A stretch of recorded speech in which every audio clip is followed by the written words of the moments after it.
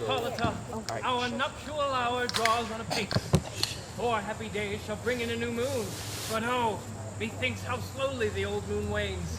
She lingers my desires, like to a stepdame or a dowager, long withering out a young man revenue. 4 nights will quickly steep themselves in night. 4 nights will quickly dream away the time. And then the moon, like a silver bow, new bent in heaven, shall hold the night of our solemnity.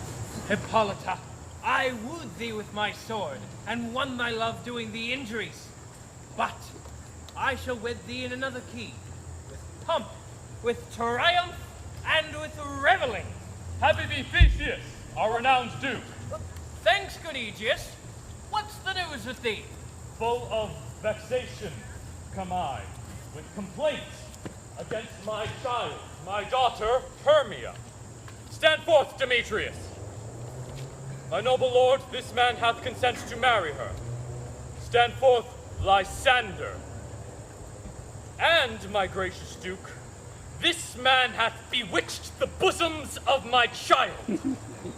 Thou Lysander, thou hast given her rhymes and interchanged love tokens with my child. With cunning hast thou filched my daughter's heart, and turned her obedience, which is due to me, to stubborn harshness. And be it so. She will not here before your grace consent to marry with Demetrius. I demand the law that she, as mine, may be disposed either to this gentleman or to her death, immediately provided according to the case. Well, what say you, Hermia? Be advised, to you your father should be as a god. Demetrius is a worthy gentleman. So is Lysander. That in himself he is, but wanting in your father's voice, the other must be held the worthier. I would my father looked, but with mine eye. Rather, you must with his judgment look. I do entreat your grace to pardon me. I know not by what power I am made bold, or how it may conceal my modesty in such a presence. Here to keep my thoughts, I beseech you, your grace, that I may know the worst that may befall me in this case, should I refuse to wed Demetrius.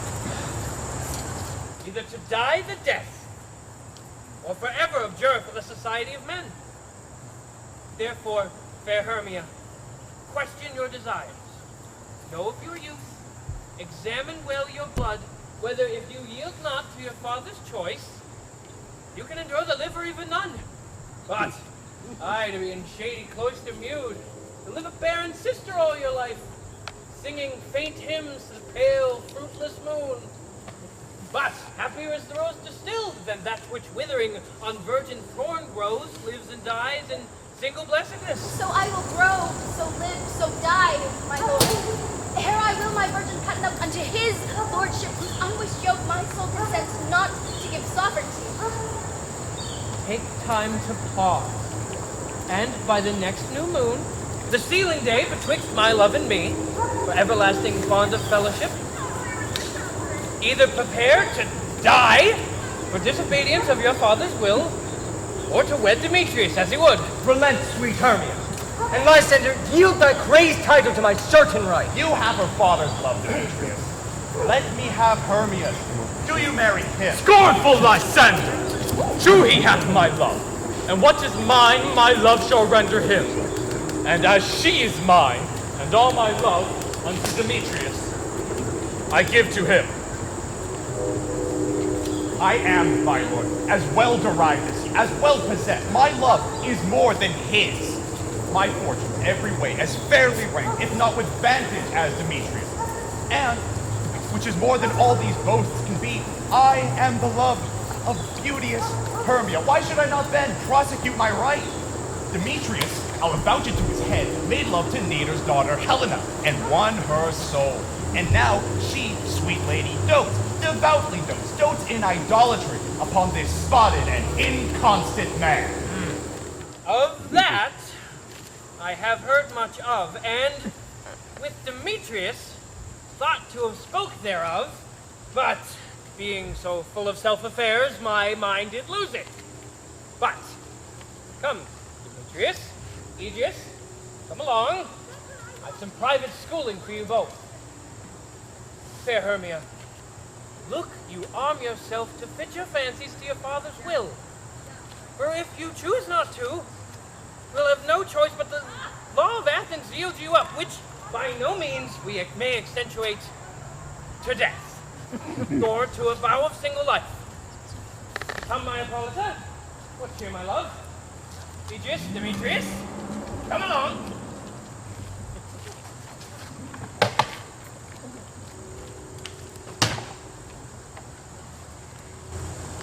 How now, my love?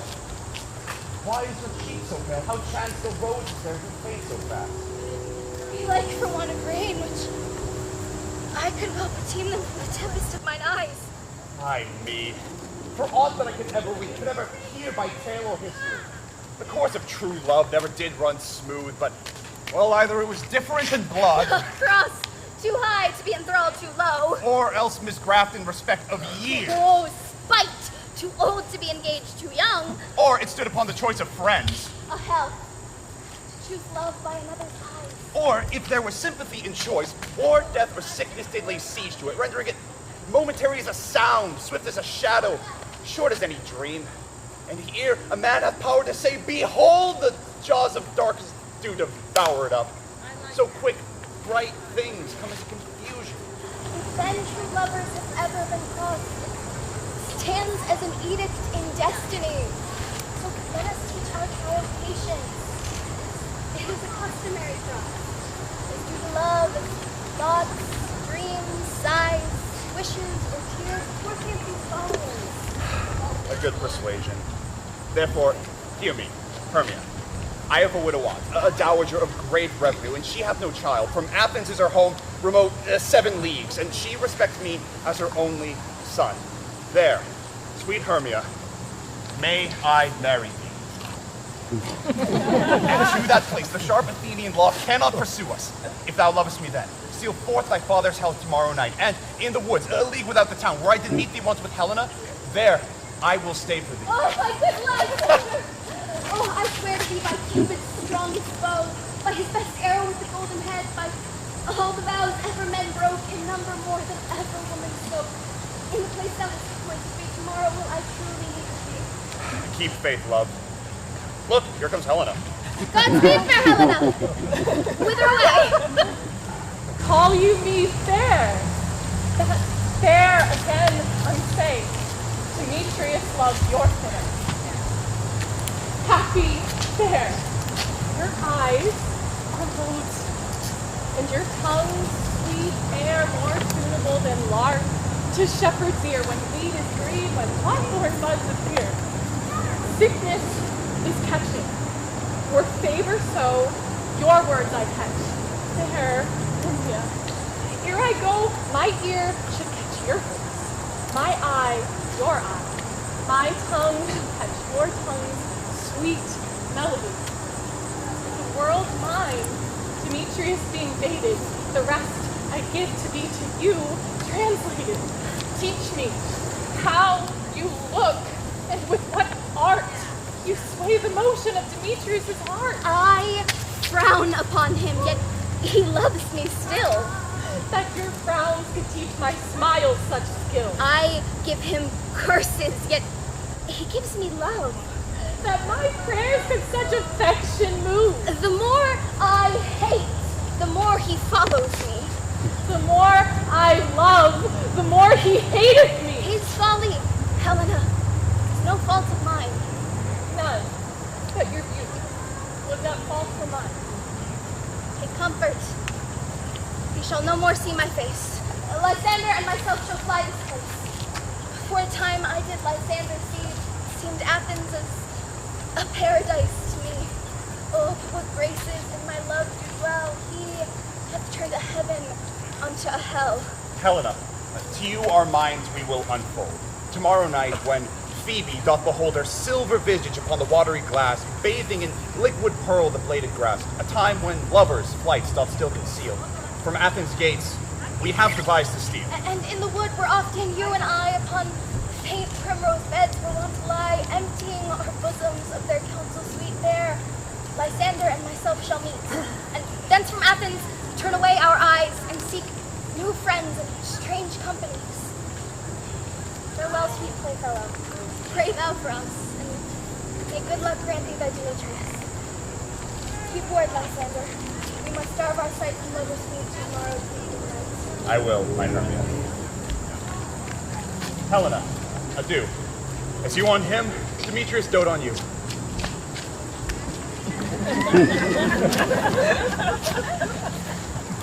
How happy some over other some can be. Through Athens I am thought as fair as she. What of that? Demetrius thinks not so. He will not know what all but he do know, and as he errs doting on Hermia's eyes, so I, admiring of his qualities, paints base and vile holding no quantity. Love can transpose to form and dignity. Love looks not with the eyes, but with the mind. Therefore is winged Cupid painted blind. Nor hath love's mind any judgment taste. Wings and no eyes figure unheedy haste. Therefore is love said to be a child, because in choice he is so oft to beguile. As waggish boys in game themselves forswear, so the boy, love, is perjured everywhere. For ere Demetrius looked on Hermia's eyes, he hailed down oaths that he was only mine. And when some hail his heat from Hermia felt, so he dissolved, and showers of oaths did melt. I will go tell him of fair Hermia's flight. Then to the wood will he tomorrow night pursue her, and for this intelligence, if I have thanks, it is a dear expense. But herein mean I to enrich my pain, to have his sight thither and back again.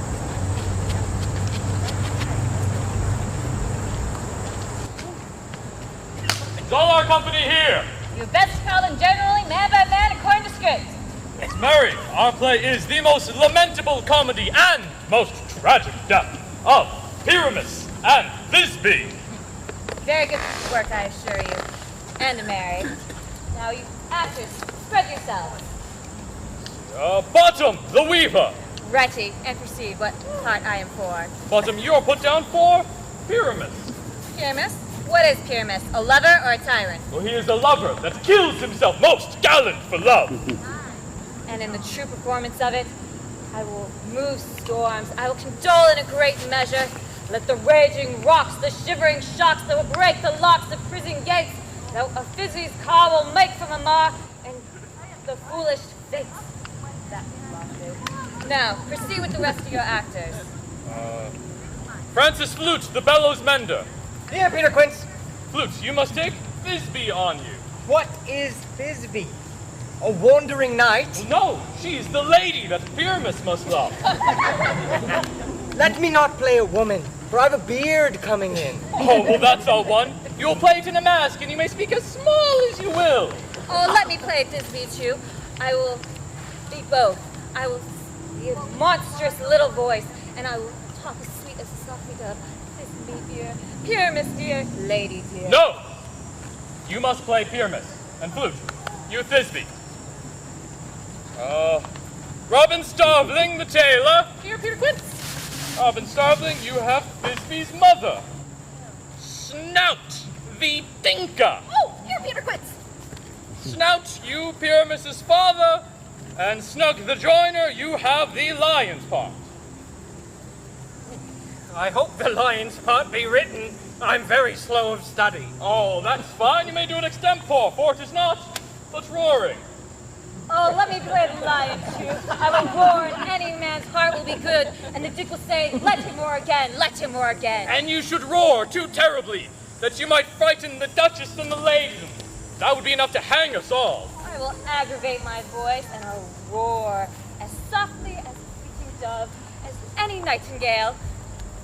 You must play no part, but Pyramus. For Pyramus is a sweet man, a lovely man, a most gentleman-like man. Therefore, you must needs play Pyramus. Well, what theater am I best for? Why, what you will. Well, the purple ingrain beard, the purple twine beard, the orange curled beard. Masters! Here are your Masters? I am to entreat you, desire you, request you to con them by tomorrow night. In the meantime, I will come up with a bill of properties, such as our Clay desires. I pray you, fail me not. Oh, we will play in this park, and it will be courageous and adventurous. Oh, we'll take pains. Be perfect, I do. At the Duke's Oak we meet.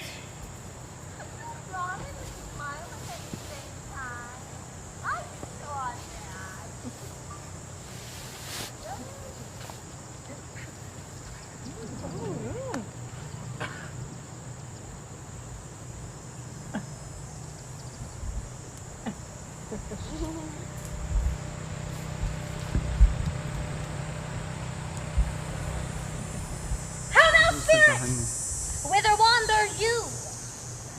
Over park, over pale, thorough brush, thorough briar, over hill, over dale, thorough flood, thorough fire.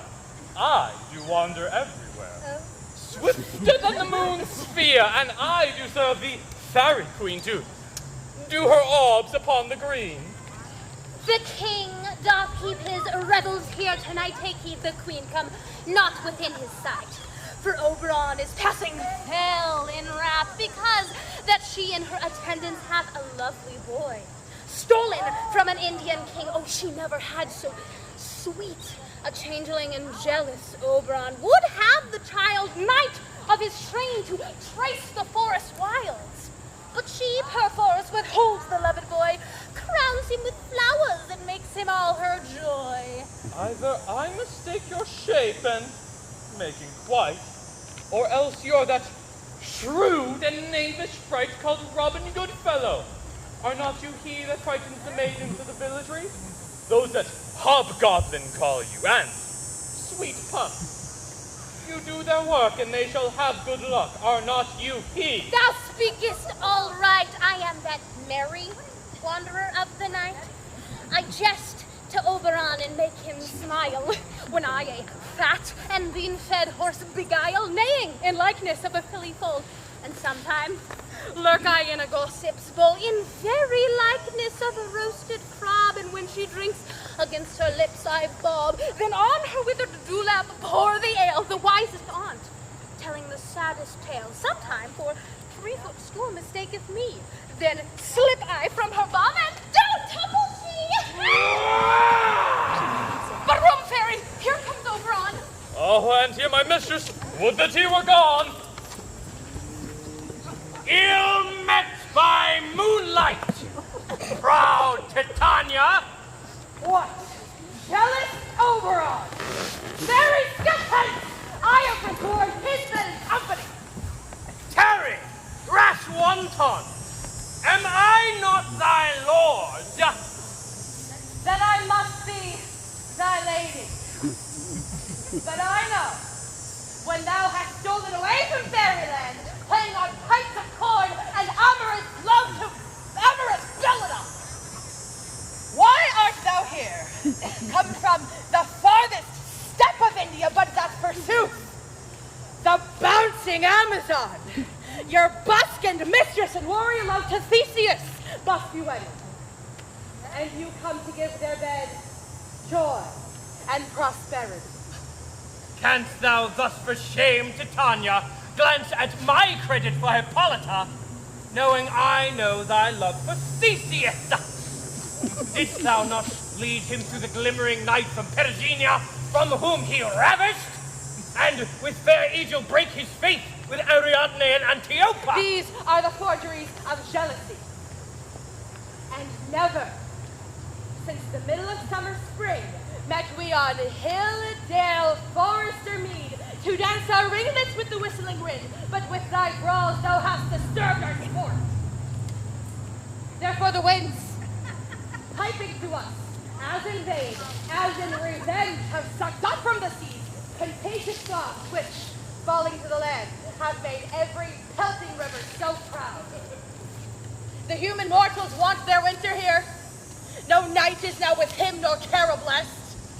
Therefore the moon, goddess of the floods, pale in her anger, washeth all the air that rheumatic diseases do abound. And thorough this distemperature we see the seasons alter. The spring, the summer, the childing autumn, the angry winter change their wonted liveries, and the mazed world by their increase knows not which is which. And this same progeny of evils comes from our debate, from our dissension. We are their parents and their original. Do you amend it then? It lies in you. Why should Titania cross her Oberon? I do but beg thee, a little changeling boy, to be my minion. And thy heart is rest. The fairy land buys not the child of me. His mother was a votress of my order, and in the spicy Indian air by night full often has she gossiped by my side and sat with me on that yellow sands, which, with pretty and with swimming gait following, her womb then rich with my young squire. But she, being mortal, of that boy did die. And for her sake do I rear up her boy, and for her sake I will not part with him. How long within this wood intend you stay? Perchance till after Theseus' wedding day. If you'll patiently dance in our rounds and see our moonlight revels, go with us. If not, shun me, and I shall spare thy haunts. Give me that boy, and I will go with thee. Not for thy fairy kingdom! There is a way! We shall try downright if I longer stay! Well, go thy way! Thou shalt not from this grove till I torment thee for this injury! Oh. My gentle Puck, come hither. Oh.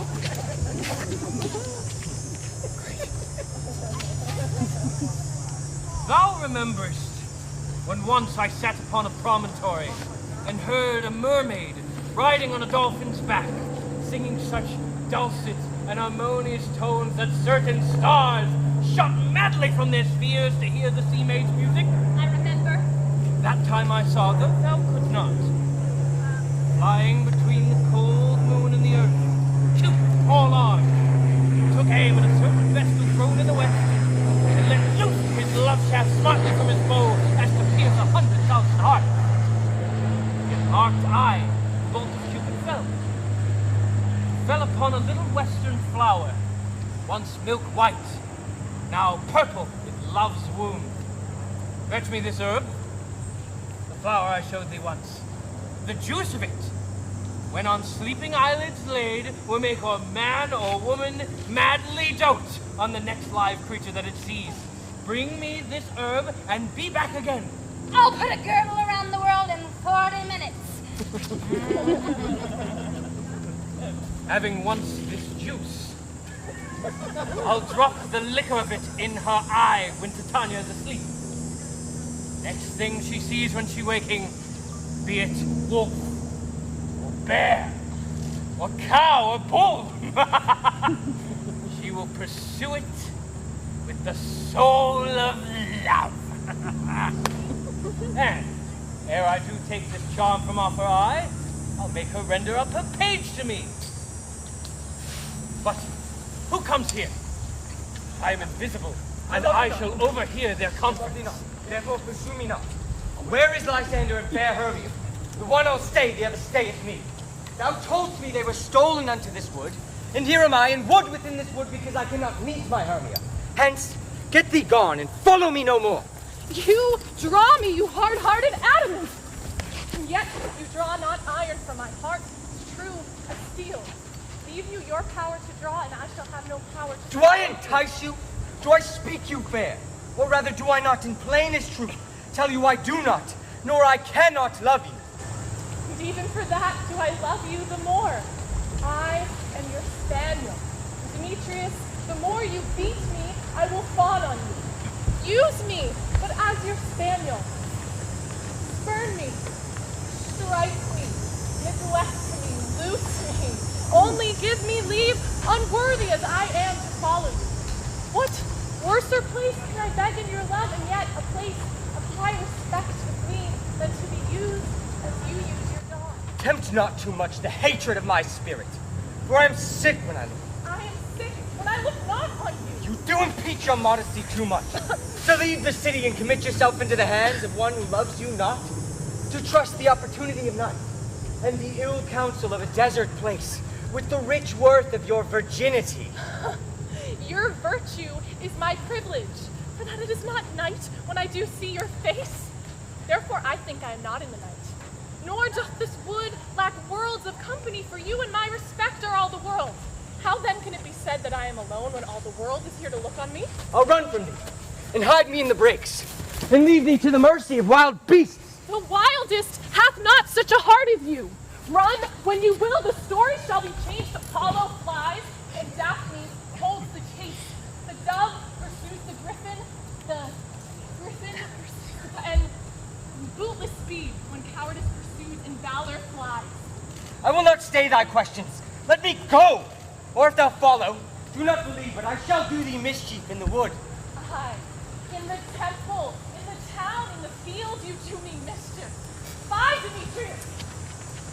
Your wrongs do set a scandal on my sex. We cannot fight for love as men may do. We should be wooed, and we're not made to woo. I'll follow you, and make a heaven of hell to die upon the hand I love so well. Fare thee well, nymph. Ere he do leave this grove, thou shalt fly him, and he shall seek thy love. Hast thou the flower here? Welcome, wanderer. There it is.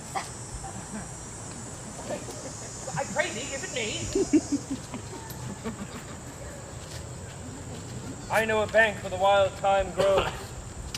There sleeps Titania some time of the night.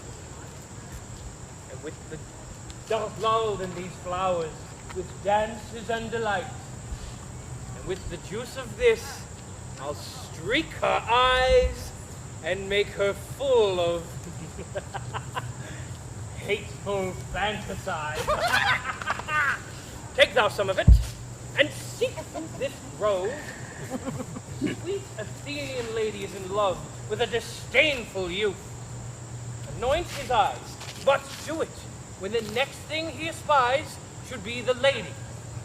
Thou shalt know him by the Athenian garb he hath on, affected with some care, so that he might dote on her more so than she on him. And meet me here ere the first cock crow. Fear not, my fairy lord, your servant shall do so.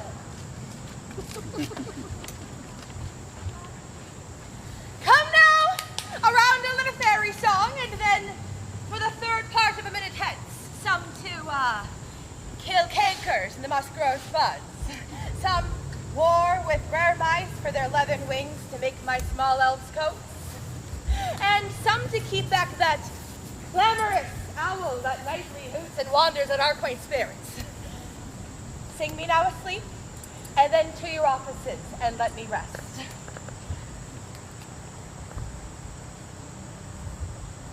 Pools of sorrow, waves of joy are drifting through my open mind, possessing and caressing me. Jaigaru Deva. Oh, nothing's gonna change my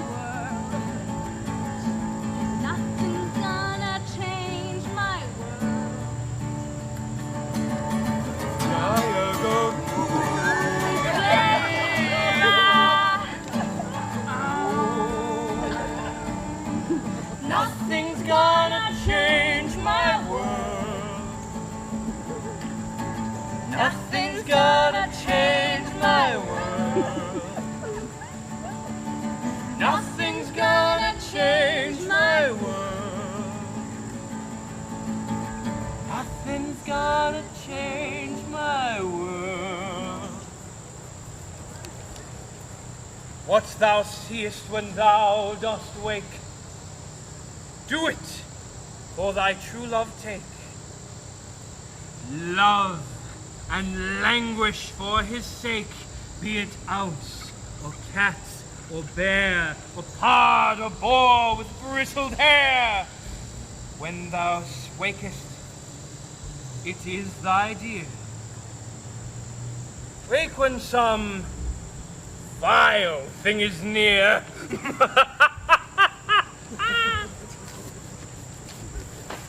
Fair love, you faint with wandering in the wood.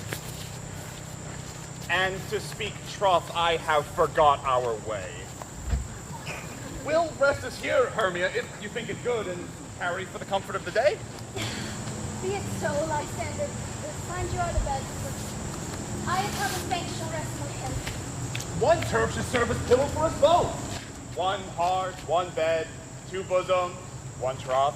Nay, good Lysander, for my sake, my dear. Lie farther off. Do not lie so near. Oh, take the sense, sweet of my innocence. Love takes a meaning in love's conference. I mean, that my heart unto yours is knit to that, but one heart we can make of it. Two bosoms interchained with an oath. So then, two bosoms and a single trough. Then, by your side, no bedroom need denied, for lying so, Hermia, I do not lie. Lysander riddles very prettily. Now, much beshrew my manners and my pride if Hermia meant to say Lysander lied, but gentle friend, for love and courtesy lie farther off in human modesty. Such separation may as well be said for a virtuous bachelor and a maid. So far be distant, and good night, sweet friend. May thy love never alter till thy sweet life ends. Amen, amen. That fair prayer say I. And thus end life when I end loyalty. Here's my bed. Sleep. Give thee all his rest. With half the wisher's eyes be pressed. Through the forest have I gone, but Athenians found I none, on whose eyes I might approve this flower's force and stirring love. Now night and silence. Woo! Well, what is here? Weeds of Athens he doth wear. Well, this is he, my master said. What? Despise the Athenian maid. Oh, and here the maiden, sleeping sound on the dank and dirty ground. Pretty soul, she does not lie near this lack love, this kill courtesy. Churl, upon thy eyes I throw all the power this charm doth owe. When you wakest, let love forbid sleep his seat on thy eyelid. Now, awake when I am gone, for I must now to Oberon. Stay, so thou kill me, sweet Demetrius. I charge thee hence, and do not haunt me thus. Wilt thou, darkling, leave me? Do not so. Stay on thy peril. I alone will go. I am out of breath with this fond chase. The more my prayer, the lesser is my grace. Happy is Hermia wheresoever she lies. She hath blessed and attractive eyes. No, no, I am as ugly as a bear, for beasts that meet me run away for fear. Therefore no marvel though Demetrius do as a monster fly my presence thus. Who is here? Lysander? On the ground? Dead? Or asleep? I see no blood, no wound. Lysander, if you live, good sir, awake. And run through fire I will for thy sweet sake. Transparent Helena. Nature shows off. That through thy bosom makes me see thy heart. Where is Demetrius? Oh, how fit a word is that vile name to perish on my sword! Do not say so, Lysander, say not so. What, though he love your Hermia? Lord, what though? Yet Hermia still loves you, and be content. Content with Hermia? Nay, I do repent the tedious minutes I with her have spent. Not Hermia, but Helena I love. For who would not trade a raven for a dove? The will of man is by his reason swayed, and reason says you are the worthier made. Things growing are not ripe until their season, so I, being young till now not ripe to reason, and reaching now the point of human skill, reason becomes the marshal to my will, and leads me to your eyes, where I o'erlook love's stories and love's richest books. Wherefore was I to this keen mockery born? When at your hands did I deserve this scorn? Good troth, you do me wrong, good sooth, you do in such disdainful manner me to woo. But fare you well. Perforce, I must confess, I thought you, Lord, of more true gentleness. Oh, that a lady of one man refused, should of another therefore be abused. She sees not Hermia. Hermia, sleepest thou there, and never mayst thou come, Lysander, near, for as a surfeit of all the sweetest things, the deepest loathing to the stomach brings. And all my powers address your love and might to honor Helen, and to be her knight.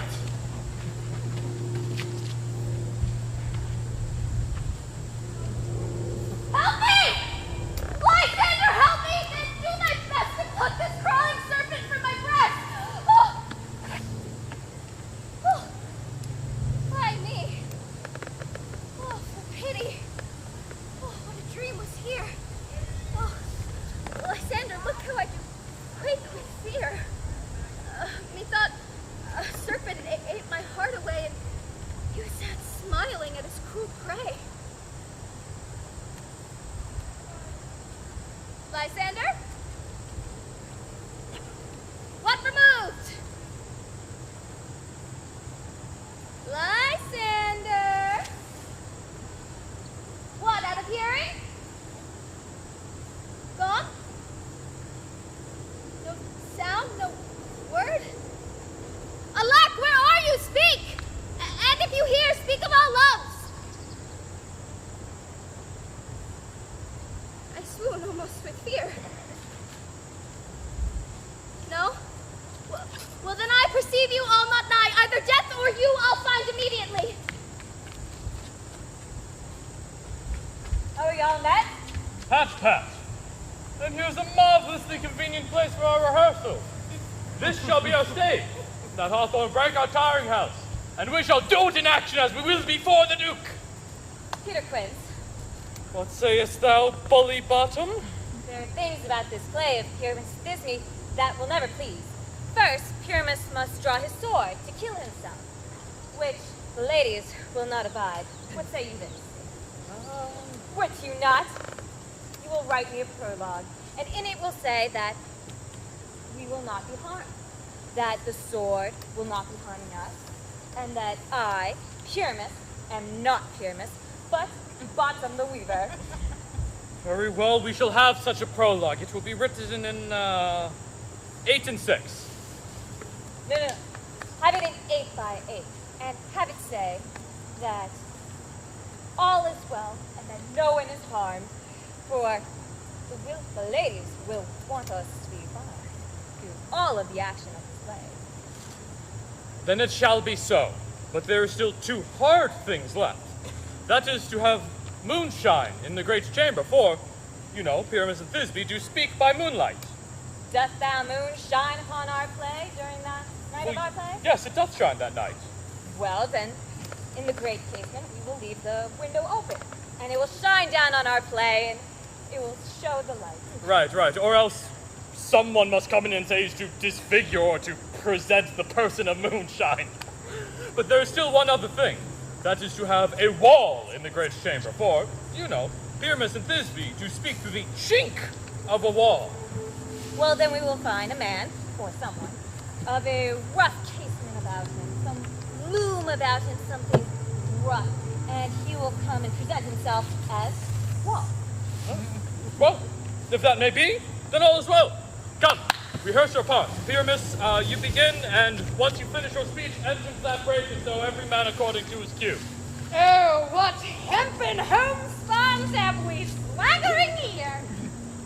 Oh, so near the cradle of the fairy queen. Odious What a saber plate sweet. war. I'll be an auditor. An actor too, perhaps, if I see cause. Here.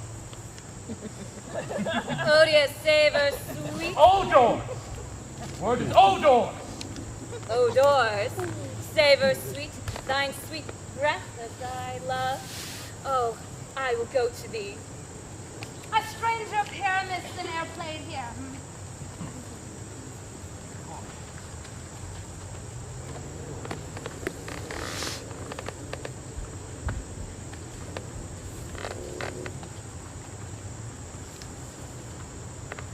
Oh, Pyramus, my love, most lily white of hue, as gentle as a dove. Oh, Disney, dear.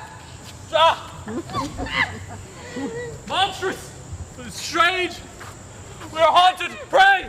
Masses fly! Masses help! They're about around! They're booked! They're bought! They're break! They're buyers! Look at the fire!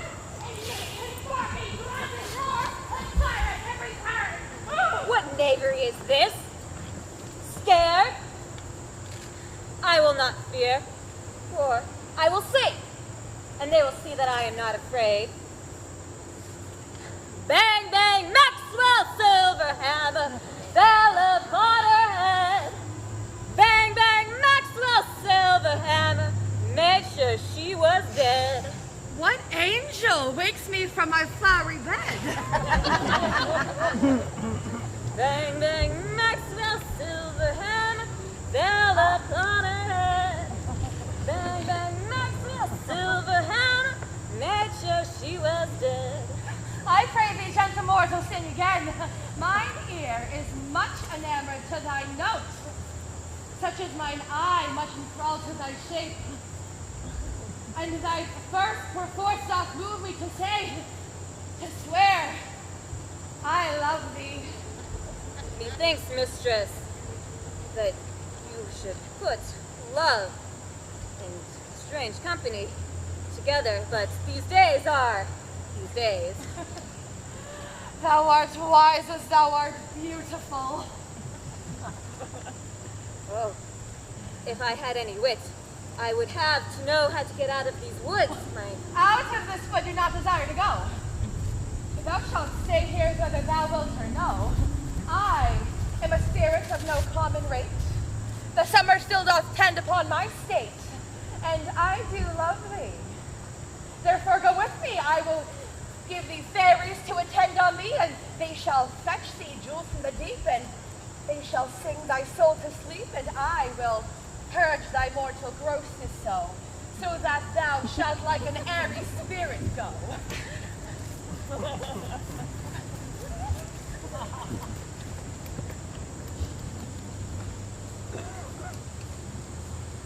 We shall now take a 15-minute intermission.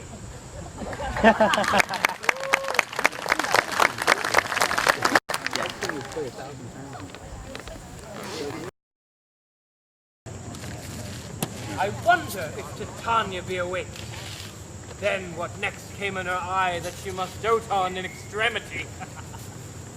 Here comes my messenger. How now, mad spirits? What's night rule now about this haunted grove? My mistress with a monster is in love. Near to her close and consecrated bower, while she was in her dull and sleeping hour, a crew of patches, rude mechanicals that worked the bread upon Athenian stalls were met together to rehearse a play intended for great Theseus's nuptial day. The shallowest, thick-skinned of that barren sort who Pyramus presented in their sport, forsook his scene and entered in a break, when I did him at this advantage take. An ass's noy fixed on his head! Anon, his Thisbe must be answered. Sever themselves and madly sweep the skies, for at his sight away his fellows fly. I led them on in this distracted fear, and let sweet Pyramus translated there, when in that moment so it came to pass, Titania waked and straightway loved an ass. This falls out better than I could devise. But hast thou latched the Athenian's eyes with the love juice, as I did bid thee do? I took him sleeping, that is finished too, and the Athenian woman at his side, that when he waked, of force she must be eyed. Stand aside. This is the same Athenian. This is the woman, but not that the man. Oh, why rebuke you him that loves you so? Lay breath so bitter on your bitter foe. Now I but chide, but I should use thee worse, for thou, I fear, hast given me cause to curse. If thou hast slain Lysander in his sleep, being o'er shoes covered in blood, then plunge in the deep and kill me too. It cannot be but thou hast murdered him. So should a murderer look so dead, so grim. So should the murdered look, and so should I pierce through the heart with your stern cruelty. Yet you, the murderer, look as bright and as clear as yonder Venus in her glimmering sphere. What is this to my Lysander? Where is he? Demetrius, wilt thou give me him? I had rather give his carcass to my hounds. Out, dog, out, cur! Thou hast driven me past the bounds of a maiden's patience. Hast thou slain him then? Never more to be numbered among men. For once, tell true, even for my sake. Dost thou have looked upon him being awake, and hast thou killed him sleeping? Brave touch, could not a worm and adder do so much? You spend your passion on a misprized mood. I'm not guilty of Lysander's blood, nor is he dead for aught that I can tell. Pray thee, then, tell me he is well. And what should I get if I could, therefore? A privilege. Never to see me more, and from thy hated presence part I so. See me no more, whether he be dead or no. There is no following her in this fierce vein. Here, therefore, for a while I will remain.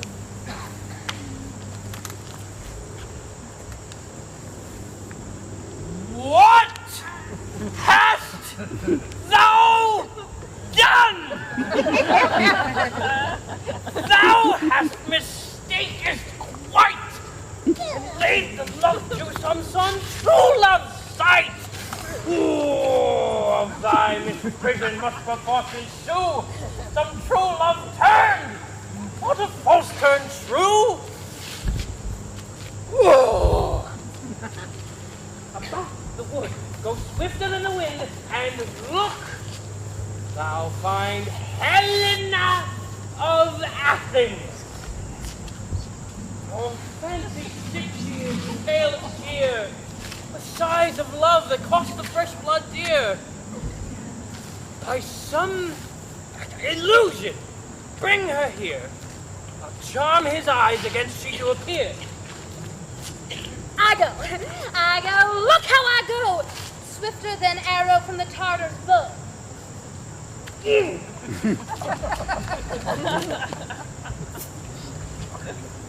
Flower of this purple dye, hit with Cupid's archer I sink in apple of his eye. And when your love you do espy, let her shine as glorious lie as the Venus of the sky. Oh, Captain of a fairy band, Helena is here at hand. Oh, and the youth must stuck by me, pleading for a lover's plea. Shall we their fond pageant see? Lord, what fools these mortals be. Stand aside. The noise they make will cause Demetrius to awake. Why do you think that I should woo in scorn? How can these things in me seem scorn to you, bearing the badge of faith to prove them true? You do advance your cunning more and more. When truth kills truth. Devilish holy fray. These vows are Hermia's. You give her over? Weigh oath with oath, and you will nothing weigh. Your vows to her and me put in 2 scales will even weigh, and both as light as tails. I had no judgment when to her I swore. Nor none in my mind, now you give her over. Demetrius loves Hermia, and he loves not you. Oh, Helena, goddess, nymph, perfect, divine, to what, my love? Shall I compare thine eye? Crystal is muddy! Oh, how ripe in show thy lips those kissing cherries tempting grow! That pure, congealed, high, white Taurus snow, fanned with the eastern wind, turns to a crow when thou hold'st up thy hand. Let me kiss this princess of pure white, this seal of bliss. Spite! Oh, hell! I see you all are bent to set against me for your merriment. If you were civil and knew courtesy, you would not do me thus much injury. Can you not hate me, as I know you do, but must join in souls to mock me too? You both are rivals and love Hermia, and now both rivals to mock Helena. You are unkind, Demetrius. Be not so, for you love Hermia. This you know, I know, and here, with all goodwill, with all my heart, in Hermia's love, I yield you up my part, and yours of Helena to me bequeath, whom I do love, and will do till my death. Never did mockers waste more idle breath. Lysander!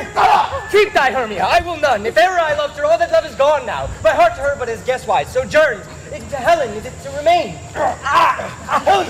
It is not so. Despair not the fate thou dost not know.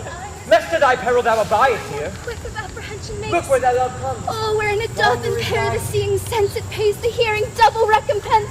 Was not by mine eye, Lysander found my ear, I beg it, let it to thy sound. Why unkindly dost thou so? Why should he stay? Love doth press to go. What love can press Lysander from my side? Lysander's love, that would not let him bide, fair Helena, who more angels than I than all you fiery O's and eyes of light. Why seekest thou me? Could not this make thee know the hate I bear thee made me leave thee so? Speak not as you speak, it cannot be. Lo! She is one of this confederacy! Now I perceive they have been joined all three to fashion this false sport in spite of me. Injurious Hermia, most ungrateful knave, have you conspired? Have you with these contrived to bait me with this foul derision? Has thou the counsel we two have shared, the sisters' vows, the hours we have spent, is it all forgot? And will you rent our ancient love asunder to join with men in scorning your poor friend? Is not friendly, tis not maidenly. Our sex, as well as I, may chide you forth, though I alone do feel the injury. I am amazed by your passionate words. I scorn you not, it seems that you scorn me. Have you not set Lysander, as in scorn, to follow me and praise my eyes and face, and made your other love, Demetrius, who even but now did spurn me with his foot, to call me goddess, nymph, divine and rare, precious, celestial? Wherefore speaks he this to her he hates? And wherefore doth Lysander deny your love so rich within his soul and tender me, forsooth, affection, but by your setting on, by your consent? I understand not what you mean by this. I do. Persevere. Counterfeit, sad looks make mouths upon me when I turn my back. Wink, each at other hold the sweet jest up. But fare ye well. 'Tis partly my own fault, which death or absence soon shall Fair render. Helena, please, hear Maxius, my love, my life, my soul, fair Helena. Oh, excellent! Please do not scorn her so. If she cannot entreat, I can compel. Thou canst compel no more than she entreat. Thy threats have no more strength than her weak prayers. Helen, I love thee. By my life I do. I swear by that I will lose for thee. To prove thee false that says I love thee, you not. I say I love thee more than he can do. If thou say so, withdraw, and prove it too.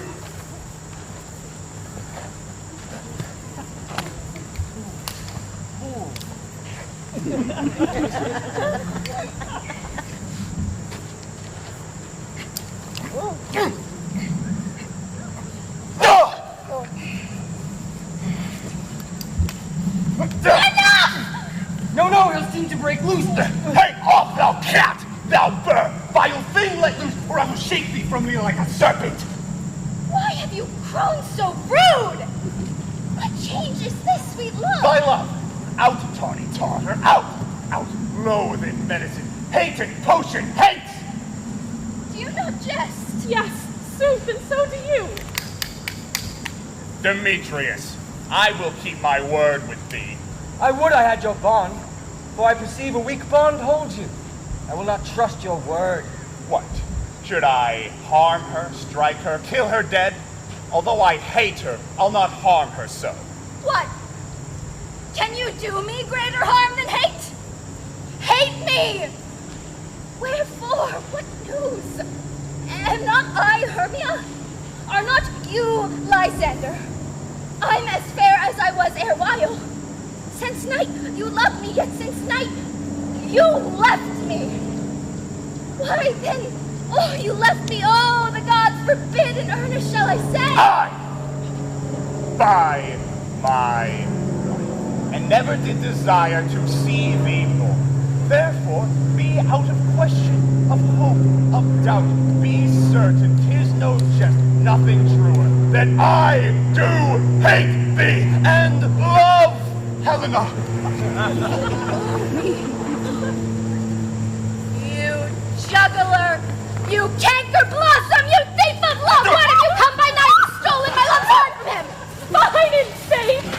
Have you no modesty? No maiden shame? No touch of bashfulness? What? Will you tear impatient answers from my gentle tongue? Fie! Fie, you counterfeit! You puppet, you! Puppet! Why so? Aye, that way goes the game. Oh, now I perceive she hath made compare between our statures. She hath urged her height, and with her personage, her tall personage, her height, forsooth, she hath prevailed with him. But are you grown so high in his esteem because I am so dwarfish and so low? How low am I, thou painted maypole? Speak!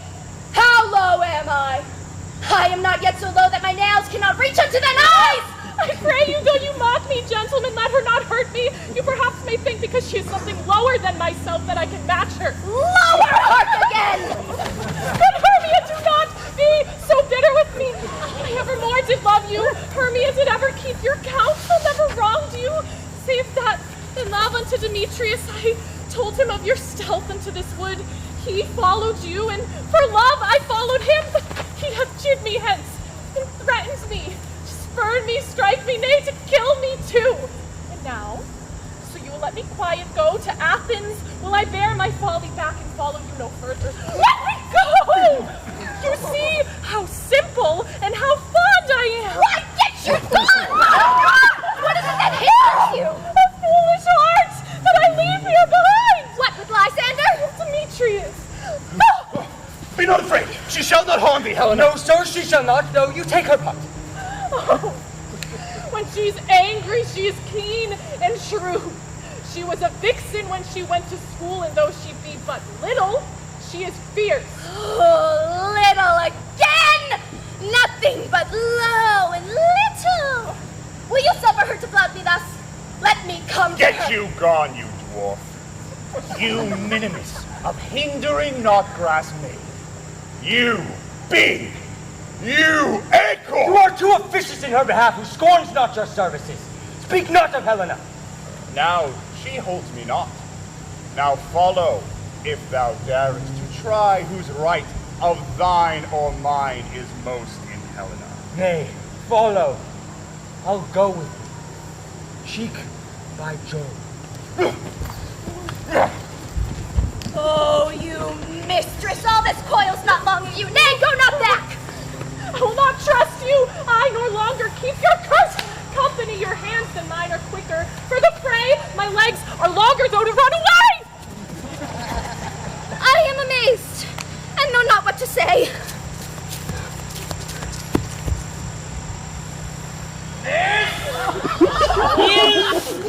Thine negligence!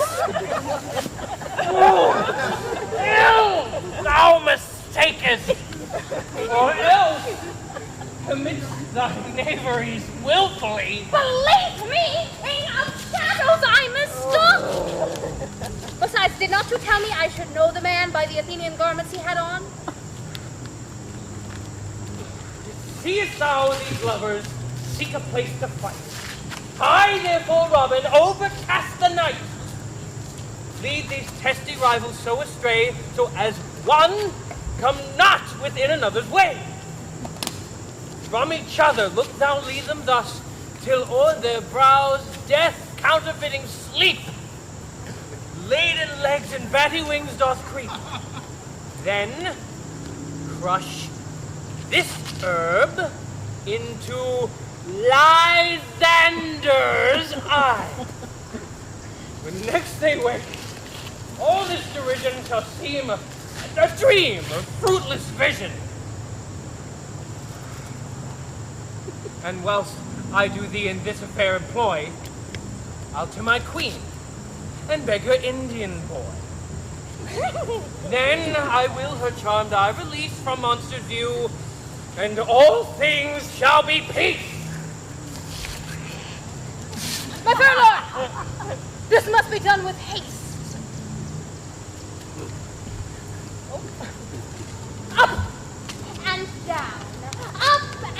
down, I will lead them up and down, for I am feared in field and town. Goblins, lead them up and down. Where here comes one. Where art thou? Proud Demetrius, speak thou now. Here, drawn and ready, where art thou? I will be with thee straight.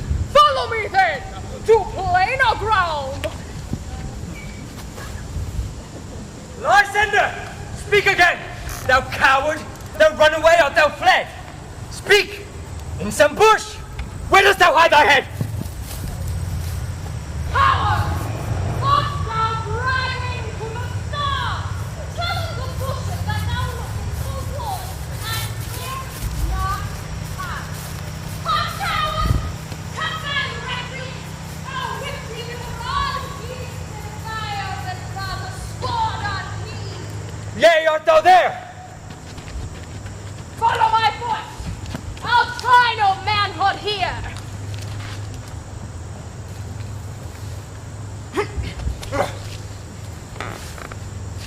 He goes before me, and still dares me on. For I come where he calls, and that he is gone. The villain is much lighter heeled than I, for fast did I follow, but faster did he fly. That fallen am I in dark, uneven way, and here will rest me.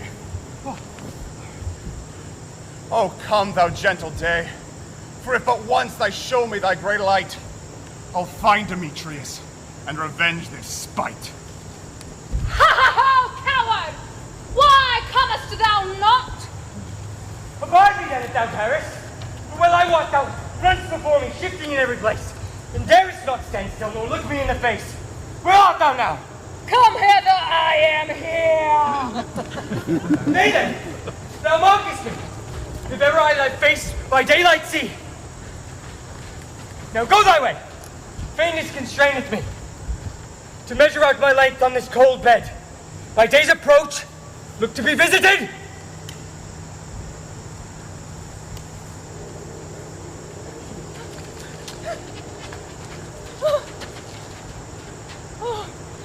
Weary night. Oh, long and tedious night.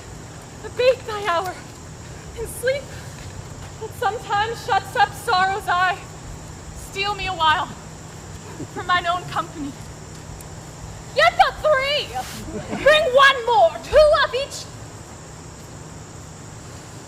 Makes a Thor! Oh, I hear she comes, cursed and sad. Why, Cupid is a neither's lad, thus to make poor females mad. Never so weary, never so in woe, bedabbled with dew and torn by briar. I can no further crawl, no further go. My legs cannot keep pace with my desires. Here will I rest me till the break of day. Oh, heavens, shield Lysander if they mean a fray. On the ground, sleep sound. I'll apply to your eyes gentle lover remedy. in your waking shall be shown. Every man should take his own, and the country proverb known. Jack shall have Jill, naught shall go ill. The man shall have his mare again, and all shall be well.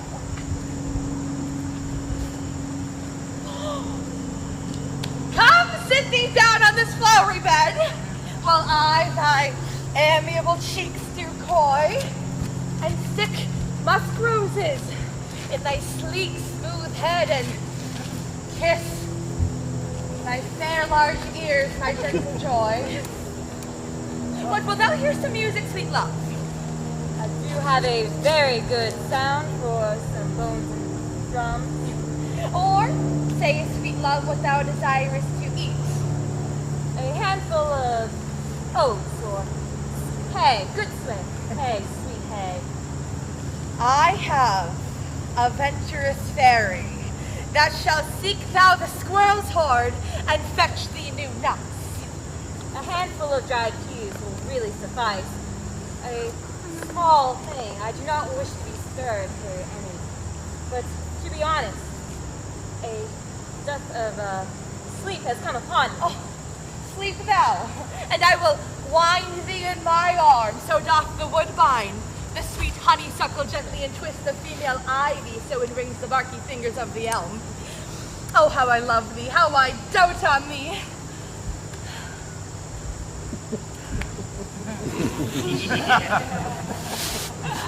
Welcome, good Robin. Seest thou this sweet sight? Of her dotage thou do forget to pity. For meeting her of late behind the wood, seeking sweet favors from this hateful fool, I did upbraid her, and fall out with her. For she, his hairy temples had rounded with a coronet of fresh and fragrant flowers. And when I had at my pleasure taunted her, and she in mild terms begged my patience, I did then ask her of her changeling child, which she straight gave me, and a fairy sent to bear him to my bower in fairyland. Now I have the boy. I will release her from this hateful imperfection of the art. Gentle pup, take this transformed scalp from off the head of this Athenian swain, so that he, when the others waking do, will all back to Athens again repair, and think no more of tonight's accidents, but as the fierce vexation of a dream. First, I must release the fairy queen.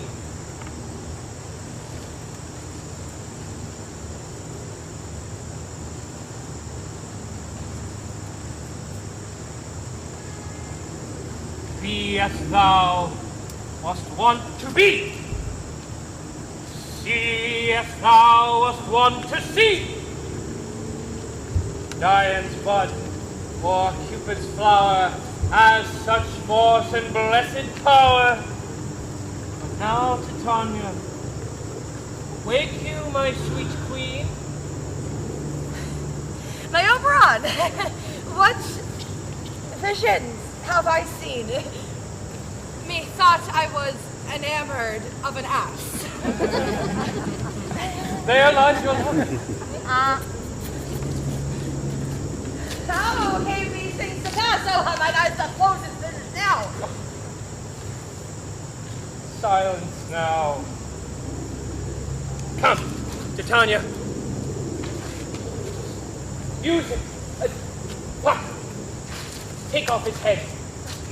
Titania, music!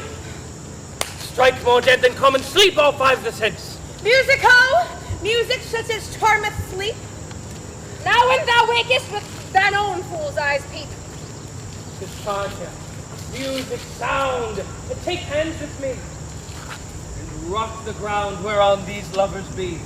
Now thou and I are new in amity, and will tomorrow midnight solemnly dance at Duke Theseus' house, and bless it all to posterity. There, these gentle couples shall be wedded with Theseus all in jollity.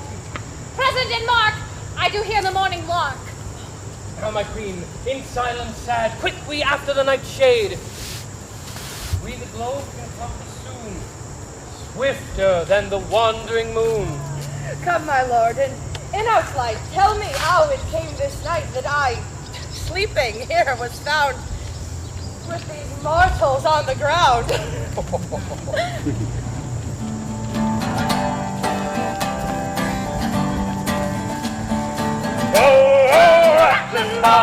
Down in the valley,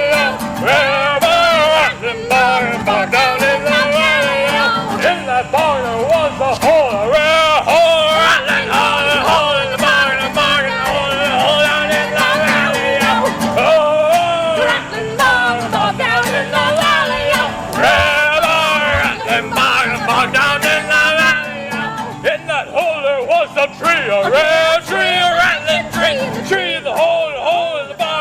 Down in the valley, oh, rattling bar, down in the valley, rare rattling bar, down in the valley, in that tree there was a bough, a rare bough, rattling bough, bough, the tree in the hole in bar, down in the valley, oh, rattling bar, down in the valley, rare rattling bar, down in the valley.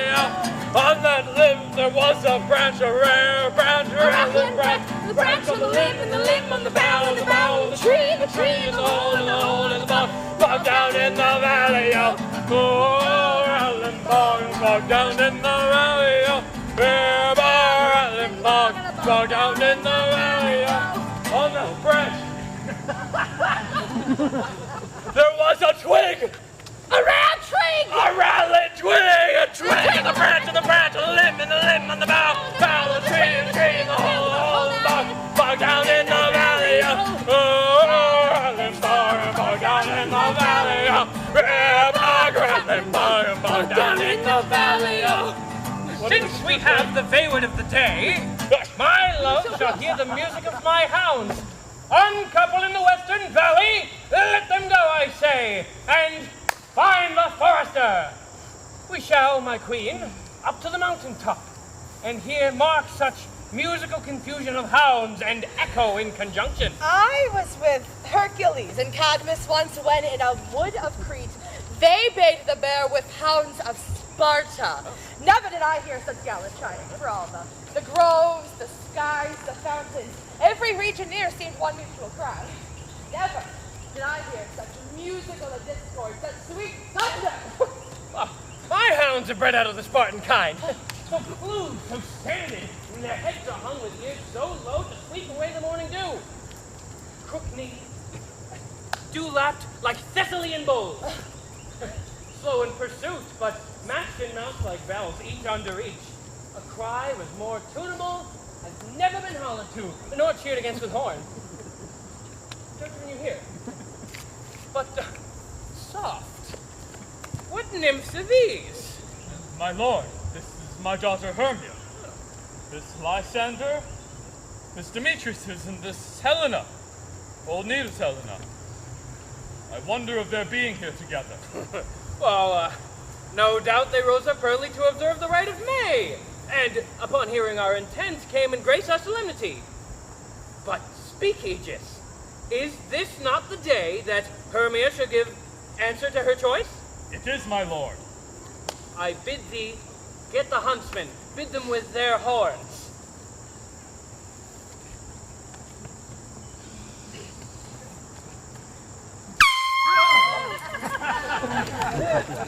Good morrow, friends. St. Valentine's is past. What these wood birds here to couple now? Oh, pardon, my lord. I pray you, stand up. I know you two are rival enemies. How comes this soft concord of the world?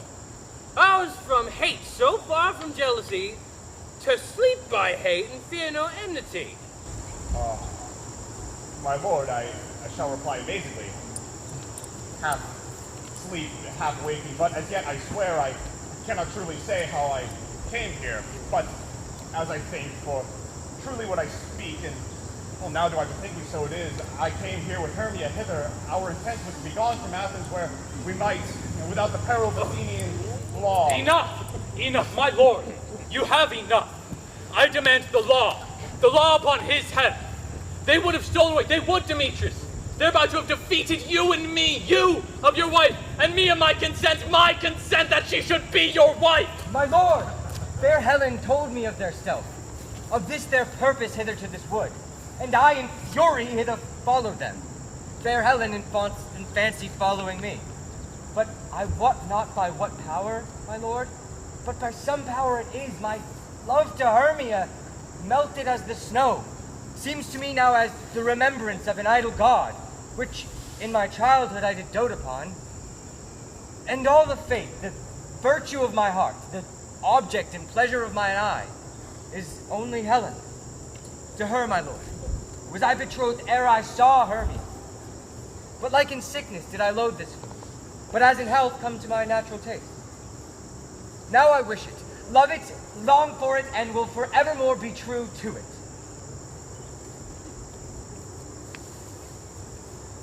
Fair lovers,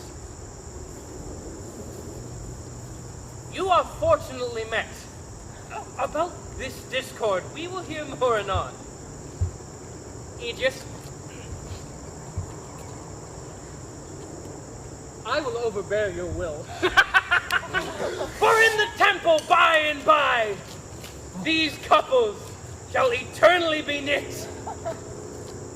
And, well, since the morning now is something worn, our purpose hunting shall be set aside. Away with us to Athens, 3 and 3. We'll hold a feast in great solemnity. Come, Hippolyta. These things seem so small and undistinguishable. Methinks I see things with parted eye when everything's double. So methinks I have found Demetrius like a jewel, mine own but not mine own. Are you sure that we are awake? It seems to me that yet we sleep, we dream. Did not you think the Duke was here and bid us follow him? Yea, and my father. And Hippolyta. And the Duke did bid us follow to the temple. Why then, we are awake. Let's follow him, and by the way, let us recount our dreams.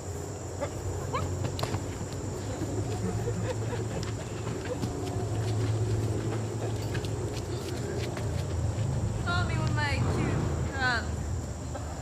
Oh, Pyramus, miss me.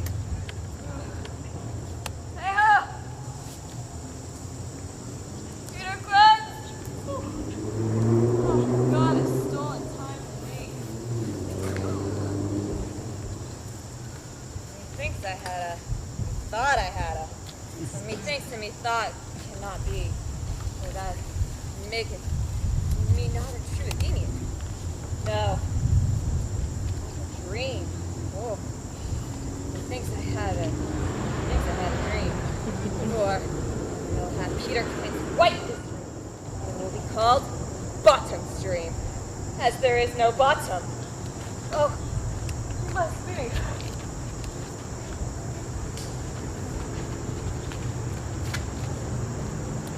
Have you seen Bottom? Bottom? Oh, Peter Quince, I must tell you of my dream. But I cannot, because I am not. It did not, but it did. But it was a dream. Oh, Well, let us hear, sweet Bottom. oh, but I cannot. It is so. But yet it is so. And what I must tell you is, the Duke has decided that our play is to be sung. Oh, you must go. Eat no onion, eat no garlic. You must have sweet breath. And go. 'Tis strange my feet see except these lovers speak of. More strange than true, I think. I may never believe these ancient fables or these fairy toys. Lovers and madmen have such seething brains, such shaping fantasies that apprehend what cool reason cannot comprehend. But all the stories of their night told over, and all their minds transfigured so together, more witnesses than fancies and visions, grows to something of great constancy, be it howsoever strange and admirable. But here come the lovers. lovers full of joy and mirth. Joy, gentle friends. Joy and love, days of love be ever in your hearts. How more than what wait in your royal walks, your board, your bed. Come now, what masks shall we have? What dances shall we have to ease away this long age of 3 hours between our after dinner and bedtime? How shall we beguile such a torturing hour? Where is our usual manager of mirth? Is there no play? What revels are in hand? Call the Philistrates! Here, mighty Theseus! Say, what abridgment have you for us? What masks? What music? How shall we beguile the lazy time, if not with some delight? Here is a brief of how many sports are right. Make choice of which your highness will see first. Let's see. The Battle of the Centaurs. Be played by an Athenian eunuch on the harp. Oh, I've already heard that one when I told it to my love in glory of my kinsman Hercules. The tipsy bacchanals to blah, blah, blah, blah, blah, blah. I already heard that one too. I heard it when last I came a conqueror from Thebes. This one. Something. Oh, this is some sort of... Satire? Yes, a satire, keen and critical. It's not fitting for a nuptial ceremony. Oh. A tedious, brief scene of a young Pyramus and his love, Thisbe. Very tragical mirth. Merry and tragical? Tedious and brief? How come this soft concord of the discord of the world? That's hot ice, wondrous snow! A play there is, my lord, some 10 words long, which is as brief as I have known a play, but by 10 words it is too long, which makes it tedious. What are they that do it? Hard-headed men that work here in Athens that never labored in their minds till now. I will hear it. No, my lord. I have seen it over. It is not for you. It is nothing. Nothing in the world.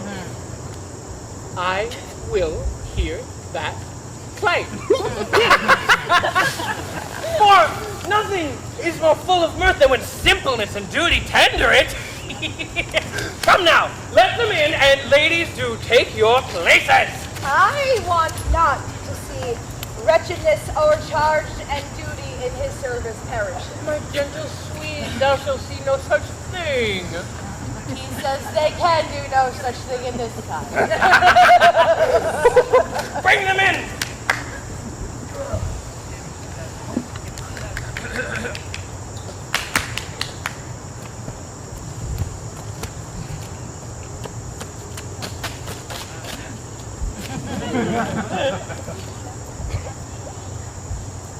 If we offend, it is with our good will that you should think we come not to offend, but that good will.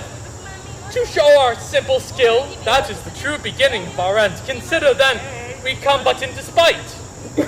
We do not come as minding to contest you. Our true intent is, all for your delight.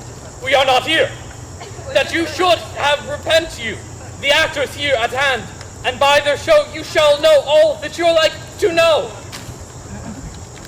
This man does not stand upon points. And he hath written his prologue like a rough colt. He knows not to stop. Indeed, A he good hath- word, my lord. It is not enough to speak, but to speak true. He hath played on like a child on a recorder, a sound, but not in government. His speech is like a tangled chain. Nothing impaired, but all disordered.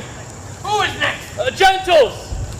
Perchance you wonder at this show, but wonder on till truth make all things plain.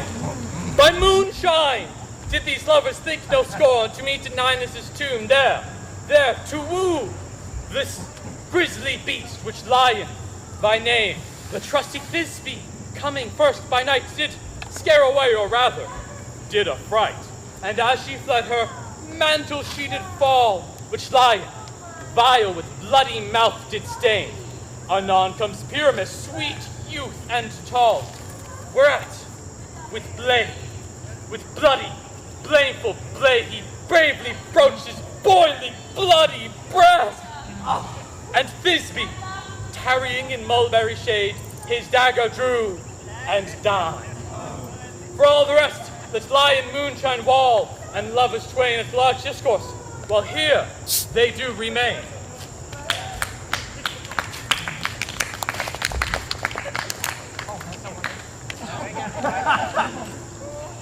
In the same interlude it doth befall that I, one Quince by name, present a wall, and such a wall as I would have you think that had in it a crannied hole, or chink, through which the lovers Pyramus and Thisbe did whisper, often very secretly, this loam, this rough cast, and this stone doth show, that I in that same wall the truth is so, and this the cranny is, right and sinister, through which the fearful lovers are to whisper.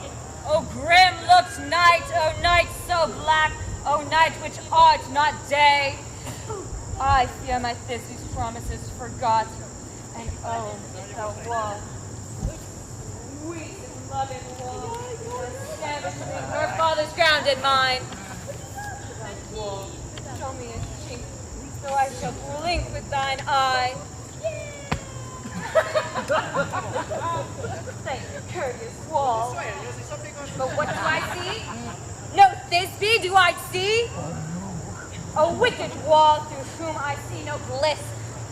Curse thy stones, for this deceives me. Full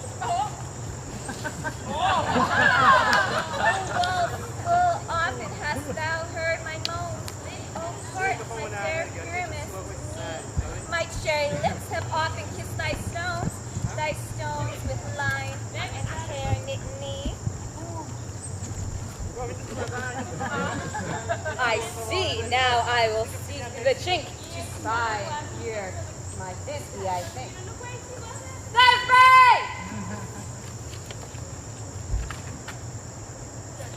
Oh, kiss me through thy hole and thy vile wall. I kiss the hole, but not your lips at all. Wilt thou meet me at Nini's tomb? Straight away? I'd life, I'd death, I'd come without delay.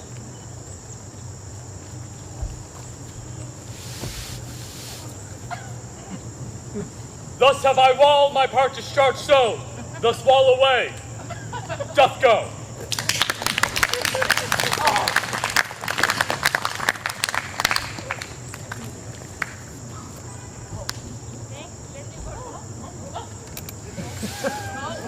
You ladies, you, whose gentle hearts do fear the smallest monstrous mouses that creep on the floor, may now present no quake, no tremble here, when lion wrath the wildest rage doth roar. Then I am Faulty the Weaver. Oh! A lion's fell, no lion dame, for if I were lion, and come strife into this place, twitty my life. The very best at the beast, my lord, I ever did see.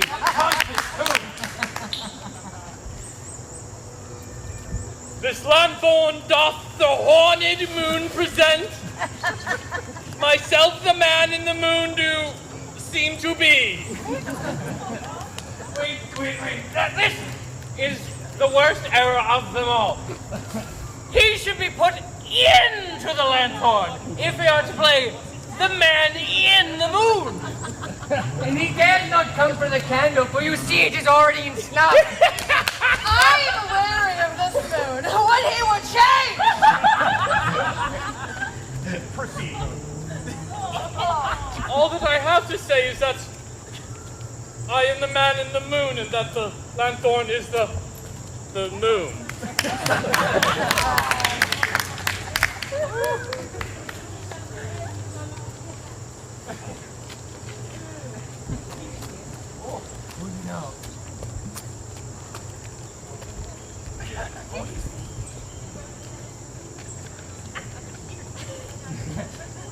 This is old Ninny's tomb. Where is lion? Well, lion! Well, run! Thisby! Well shown, moon! Truly, that moon shines with a good grace. Look, there comes Pyramus! But spite, O night, O mark, poor light, what joyful dole is here? Eyes to see? How can it be? O dainty duck, O dear! Thy mind good, what's stained with blood? Approach, you fairy spell. O fate, come, cut thine quiver, crush, cancel, and quill. Come, tear, confound, out the sword of Pyre's post, and doth have seen that I shall die for my love. And I shall die! Die!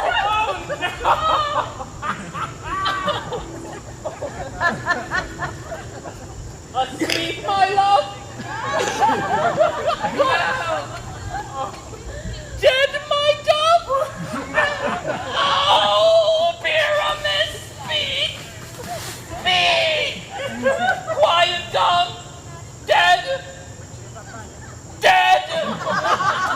A dew must cover thy eyes, these my lips, this cherry nose, these yellow cowslip cheeks are gone! Are gone! Lovers make moan! His eyes were as green as leeks! Tongue, not a word. Come, trusty sword. Come, lay my breast imbue! And farewell, friends. Thus Thisbe ends. Adieu! Adieu! Adieu!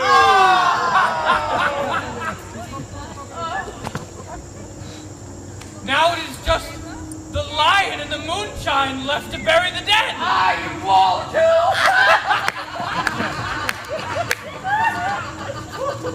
Were you not that Thisbe and Pierce's wall was dropped by the father? Would you like to see a prologue or an epilogue? Or would you like a burgomaster dance? No epilogue. No. When all the players are dead, the play needs no excuse. Of course, no. If he that writ it had played Pyramus and hanged himself in Thisbe's garter, it had been a fine tragedy. And so it was, most dutifully discharged. But come, your burgomaster, let your epilogue alone. Come on, all of them. I think we're due for burgomaster. Hit it. 1, 2, 3, 4.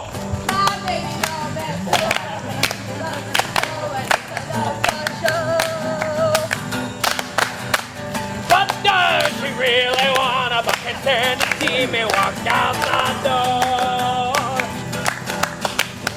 Don't try to fight the feeling, cause the thought alone is killing me right now. Thank God for mom and dad for sticking you together, cause we don't know how. Hey, yeah! Hey, yeah! Hey, yeah! Hey, yeah! You think you got it, oh, you think you got it, but got it, just don't got it when there's nothing at all. We go together, ooh, we go together, but separate's always better when there's feelings involved. So what they say is Love lasts forever! simple things, simple things, simple things, simple things, simple things. Love the extent virgins, so why are we so in denial when we know we're not happy here?